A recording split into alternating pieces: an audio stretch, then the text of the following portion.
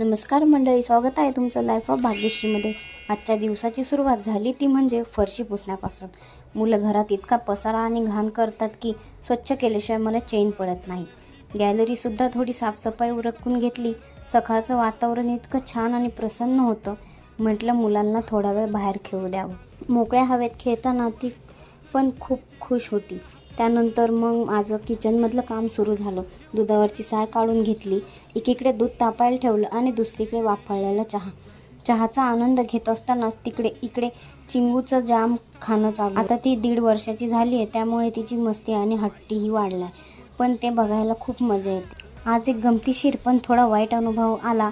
परवा बाजारातून अर्धा किलो शेंगा आणल्या होत्या। म्हटलं आज मस्त भाजी करावी, पण त्या निवडायला घेतल्या तेव्हा कळलं की त्यात खूप किडे होते। निवडता अर्धा किलोच्या फक्त पावशेर शेंगा उरल्या। कधी कधी असं होतं, पण असो।